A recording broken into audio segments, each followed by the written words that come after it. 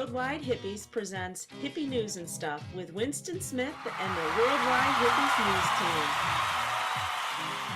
Welcome to Hippie TV News and Stuff for the week of February 29th. Brought to you by worldwidehippies.com, citizen journalism on the web. We're all Winston Smith. Those aren't voices in your head, it's your fucking houseplants. Wendy Starr has an exclusive on recycling your old earwax. Search warrant, probable cause, what's that, a dance? The doc is signed in. Is that Croft barking up the wrong tree? You're never too old to die in traffic. Mikel K plays the race card to get more face time. Hippie Woman has a wonderful, insightful, thought-provoking segment on something. Our asshole of the week, and more. Top story. Is having your mouth held open while a stranger inserts a long shaft with a funny thing on the end of it, then probes, pokes, and well, you get the idea. Is that reasonable search? The panel of the 9th U.S. Circuit Court of Appeals voted 2-1 saying hell yes. To uphold the law which permits the collecting by force, if necessary, the DNA of suspected felons, to be stored in a nationwide database for potential use in future investigations. Operant word here is suspected, not convicted felons. This case concerns 4 men who were arrested for a crime, forced to give their DNA. All 4 of the plaintiffs were arrested for felonies, but none were ever convicted. 2 were not even charged. The plaintiffs argue that once the case was dropped, the DNA should be thrown out, not stored in a nationwide database. Sounds reasonable to me.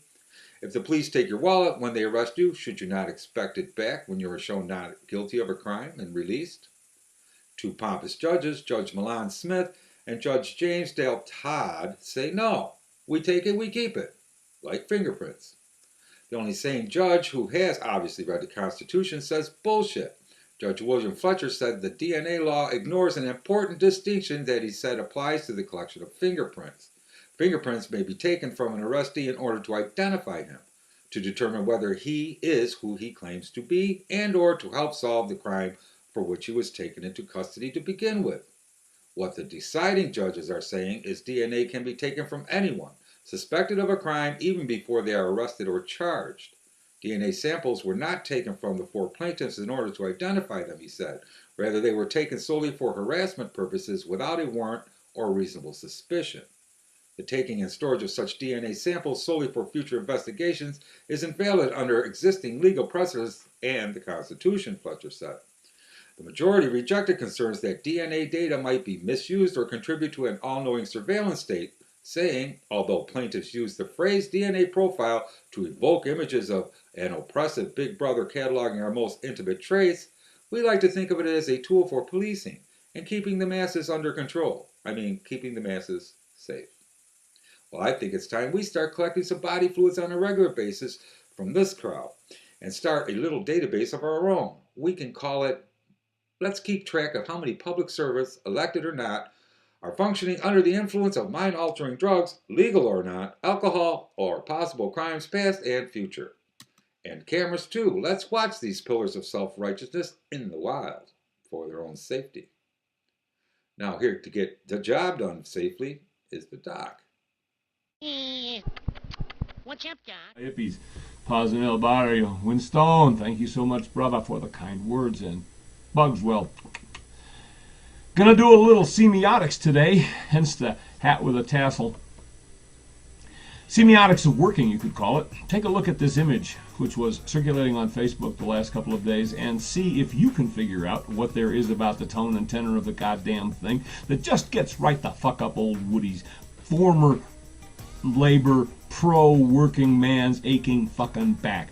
The same Dr. Woody, I would remind you, who, though not yet the doc at the time, after removing the tip of his thumb with a misstruck blow from a waffle-headed 24-ounce framing hanger, has sucked off the blood, bit off the skin, and reached back into his nail bag for the next sinker. That's the guy who looks at this poster and thinks, it's not funny. Yeah, everybody nods. Lazy workers, overpaid, too many of them, sitting around, standing around some dumbass job that one man is doing. Lazy, probably union workers, wasting your tax dollars, wasting my tax dollars. What words do you use, hippies? You may want to believe it's just a funny poster, but if you do, probably you also believe there's a difference between Coors and Bud. Shit like this serves one purpose. It serves big business, pro-big money, small government disinformation spun to sour us, the citizens, against the just claims of municipal workers, like those in Ohio, Wisconsin, Indiana, Florida, New Mexico, and elsewhere, where Alex-sponsored representatives are spreading the seeds of worker destruction. I know many of y'all have never done work like this, but if you have, these are not one-man jobs, and you know it. It takes a crew. There's all kinds of different jobs. There's a guy driving the loader, and another guy runs the tamper, maybe a couple of guys swinging shovels or brooms. Then there's the engineer who's watching out over stuff, and the supervisor comes around, and maybe there's a safety guy too, because it's dangerous work. But the captioning makes it seem like they're all a bunch of lazy loafers and supernumeraries just sitting around wasting the government and taxpayers' money while one guy does the work. See him? Yeah, if you look real close, you see there's one guy down in that hole, kind of precariously doing stuff. They label him Jose to make another spurious point about pigment, but if you look carefully, Jose doesn't really have all that dark a hue.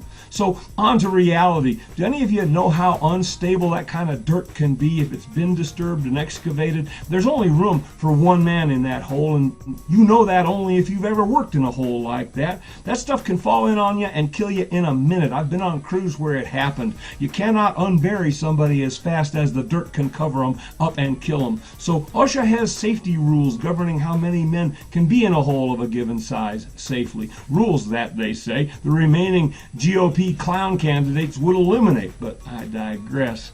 So let me, old Woody the poor man's semiotician, let me toss you a heads up here, hippies, when reading the world. The folks who can will fuck with you every time. They don't want you to see what's before your eyes. They want you to see what they want you to see, and they'll fix things so that's how it works out. What the fuck is always your friend, hippies? Pause. Back to Hippie Central, Winstone. Thanks, Doc. I'm all worked up now. From the overpaid professors and useless but expensive researchers of, again, useless data sucking off the tits of taxpayers, yet Woody can't get a job department, there's this. Florida leads the nation in number of senior citizens killed in traffic accidents. According to a new study that found the Sunshine State had the most drivers aged 65 and older killed in traffic. Just released by TRIP, a taxpayer-funded national transportation research group. The TRIP report did not address why California, a state with more elder drivers, would have fewer senior fatalities. Several highway safety experts didn't have an answer to it either. But the TRIP report did find Texas had the highest per capita senior driver death rate when population was factored in.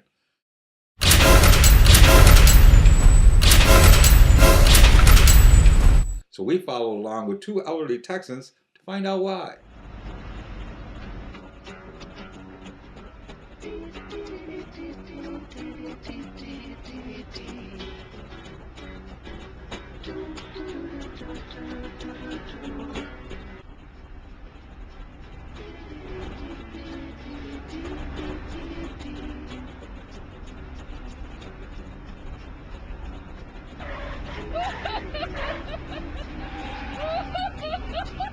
There's your answer. It's foreign cars.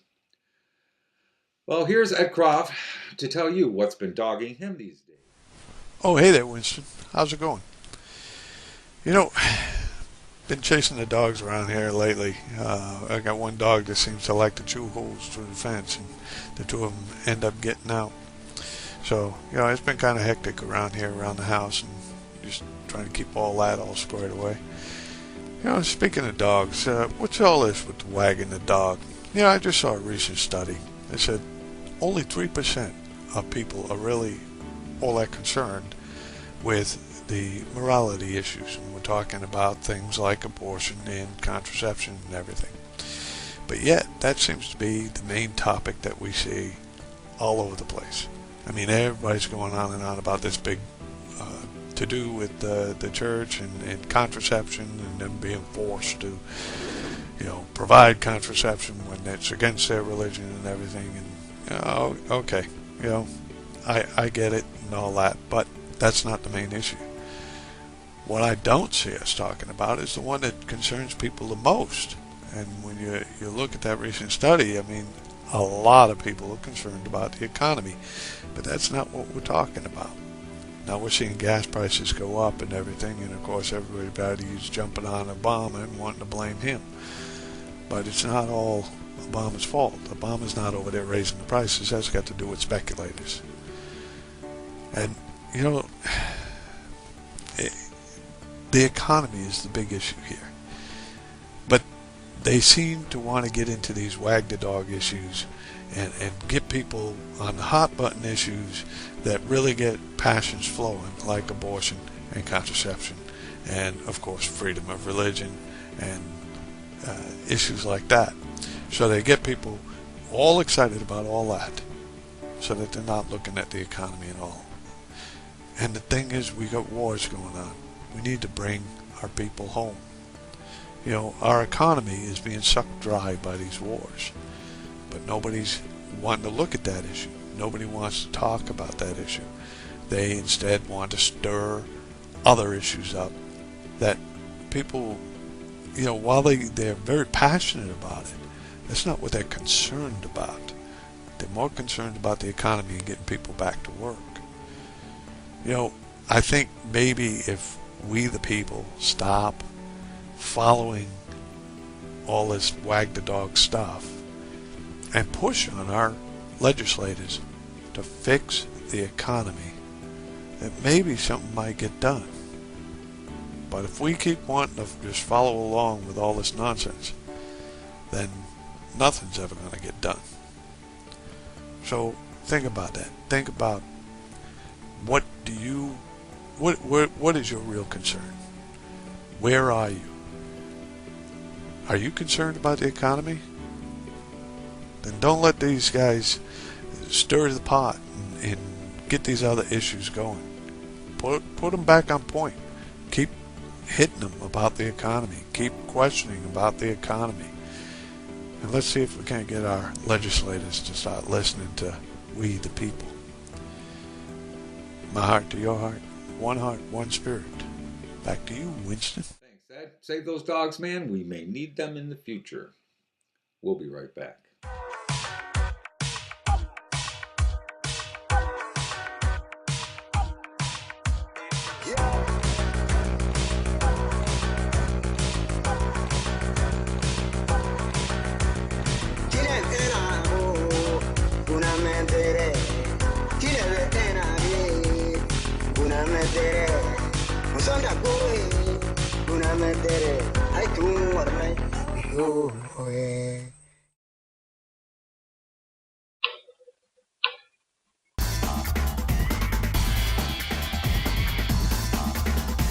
Hey Winston, it's Mikel K.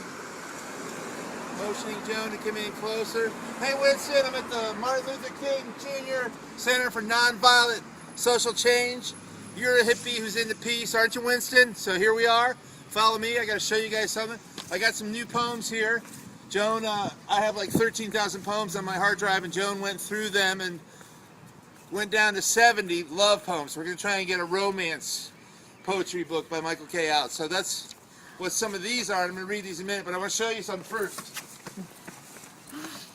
You got to watch the stairs here, you know?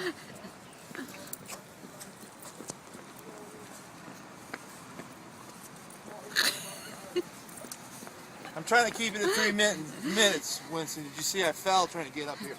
All right, you can just show it from here, Joan. That's where Martin Luther King Jr. and his wife, Coretta Scott King, are buried. It's right near my gym, and of course I happen to have a few poems for you.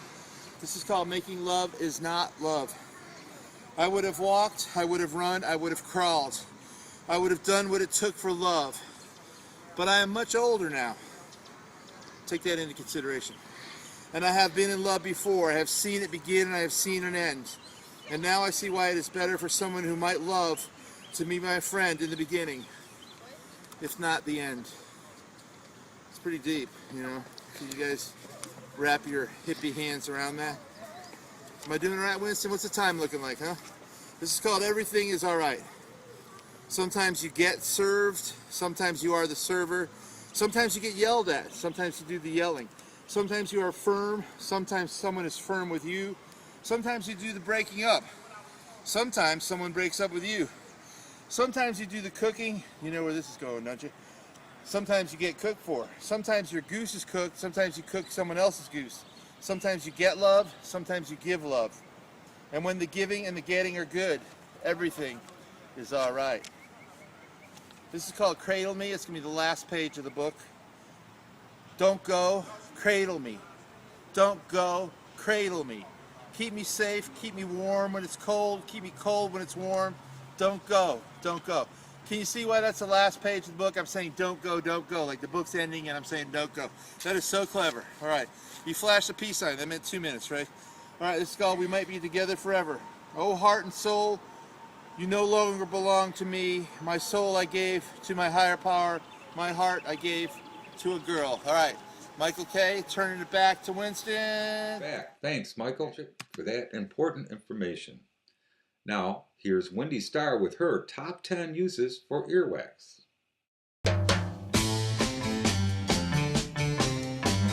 Everyone knows Wendy. Thank you, Winston. Earwax is gross. Fighting polio? Now that's a story. Actress and humanitarian advocate Mia Farrow has launched a United Nations-supported polio vaccination campaign in Chad, a country which holds the second highest number of registered polio cases in the world. So I've come here as a mother, as a grandmother, and as an ambassadors for UNICEF to tell all the women and the fathers too to be sure to bring their babies in to be vaccinated. To see the eradication of polio for me would be very meaningful, said Miss Farrow, who had polio as a child and whose son, adopted from India, is a paraplegic from polio. The vaccination campaign, which is supported by UNICEF, is a part of a global push to eradicate polio. Last month, India made history by going a full year without a single case. Its success has been largely attributed to a major vaccination drive with millions of volunteers combing the country to vaccinate every single child, as well as an increase in access to clean water, sanitation, and nutrition to help children absorb the vaccine and prevent the virus from spreading. While in Chad, Ms. Farrow visited women and children displaced by violence in the Darfur region and in other parts of Chad. She also visited the city of Mao and the Sahel Belt to spotlight the urgent need for life-saving assistance for an estimated 1.1 million children in the region who are suffering and malnourished. So far, UNICEF has received $11 million of funding, or 9.2 cents, out of a total estimated requirement of $120 million for this year. It's hoped that these efforts will help support the eradication of polio in this area. Worldwide Hippies would like to send a special thanks to Mia Farrow and UNICEF for not only bringing medical aid to people in need, but for spreading awareness and ushering assistance. Thank you. Also, a special thanks to James for giving me a ride to work today. Winston, back to you. Thanks, Wendy, for once again going crying to the boss because you didn't approve of the assignment I gave you and got another one yourself. And this study reveals plants can talk to each other. An Israeli research team has discovered that plants may be listening in on conversations around them. Professor Ariel Novoplansky and his staff at Ben-Gurion University of Negev found that garden pea plants were able to identify and respond to signals given to them by nearby plants. Plants are able to perceive and respond to cues emitted by the roots of their neighbors, he said. Monsanto, it is rumored, is developing a new plant that uses sign language and can read lips at 40 feet. Worldwide Hippies will be watching. And this just in. People living in Colorado Springs wondered why their rainwater barrel was almost empty every day, even though it rained every day. They set up a couple of cameras around their property to find out why. Here's what they found. For free as the wind blows, as free as the grass grows, born free to follow your heart. Isn't nature beautiful? I can barely contain myself. Now, here with the answer to what's for dinner is Hippie.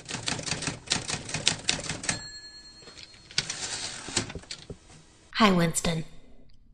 What you're looking at is the first beef patty ever created in the laboratory. Dutch stem cell scientist Dr. Mark Post deserves all the credit. That's right, using stem cells from cows, we're now engineering meat.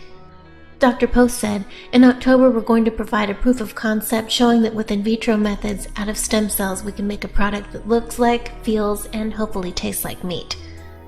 That first hamburger is going to cost 250,000 euros. Cows and pigs have an efficiency rate of about 15%, he says, which is pretty inefficient. Chickens are more efficient, and fish even more. Meat demand is going to double in the next 40 years. Right now we're using 70% of all of our agricultural capacity to grow meat through livestock. You can easily calculate that we need alternatives. He continues to say, if you don't do anything, meat will become a luxury food and very, very expensive. Though the research is primitive and the meat looks and tastes less than appetizing, Dr. Post is confident that over the course of this year he will produce a burger virtually indistinguishable from one bought on the street. Good luck. No matter how engineered beef tastes, it's something to eat.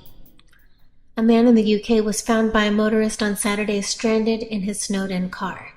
When the police were called, they found a man in his mid-40s huddled inside of a sleeping bag in really bad shape. He was starving and barely able to speak or move. Temperatures in the area have recently dropped as low as minus 22 degrees Fahrenheit. The man had not been reported missing, but was stuck on a forest road, surviving on only snow since mid-December. The man has been hospitalized and his condition is unknown. Carinae is one of the brightest star systems in the Milky Way and is located 7,500 light-years away from Earth. Astronomers are trying to unravel the mystery of an event known as the Great Eruption, in which a supermassive star 7,500 light-years away began spewing out unusually large amounts of light. It caused the star, called Eta Carinae, to appear as the second brightest star in the sky for several years in the mid-1800s. Now, experts have been able to create new images of that violent blast using a new technique that involves taking readings of delayed light that bounced off of solar dust and is only now reaching our solar system. Images of the Great Eruption, which was first observed in the 1800s, are now being analyzed by astronomers. Armin Rest of America's Space Telescope Institute says it's as if nature has left behind a surveillance tape of the event, which we are now just beginning to watch. An emu on the lam in Vermont has been amusing residents in communities on Lake Champlain. The emu escaped 5 weeks ago from a local farm and was most recently sighted outside of the South Hero Elementary School, where it walked by the principal's office. The owner of the animal has taken out an ad in the local newspaper saying, "Free emu if you can catch it." Back to you, Winston. Thanks, Hippie, for doing your own stories and not crying like a little girl to the boss because you don't like your assignments. Oh, I hear it's time for our Asshole of the Week. And this week it goes to Semiotics Corporation CEO Joel Usher for his company's new game application, Hobo Hunt. Hobo Hunt is a game where you can murder homeless people. Semiotics Corporation CEO Joel Usher brags that he and his lawyer friends came up with the idea after taking photos with their cell phones of poor and homeless people, then sending them to each other with captions of how they would kill them in different ways. They are in-app purchases available, bundles of weapons that you can buy. They vary from swords and knives to guns and such. These are really what drive the core concept of the game, as they appear on the screen, and it looks as though these weapons are aimed at whatever you are taking a picture of, thus the hunt aspect. Well, I suppose creating a game that depicts torture of lawyers and total sociopaths, or encouraging a homeless person or persons to throw excrement at big fuckface CEO Joel Usher would not be demonstrating the hippie ethos. So for now, we'll have to settle for scumbag elitist and shit target CEO Joel Usher being Worldwide Hippies Asshole of the Week. Well, thanks for watching. Please share, post, email, and comment on our program. And visit worldwidehippies.com for more real news and commentary 24/7. And support Worldwide Hippies by visiting our store, making a donation, or purchasing a copy of our new book, Hip Poetry, a collection of poems, short stories, and essays from artists and writers around the globe. And know that when you do, you are helping us to keep up the howl for peace and justice. And you will see the Doc, Wendy Starr, Ed Croft, Mikel K. Poet, Nabru Magic, Hippie Woman, and yours truly, Winston Smith, here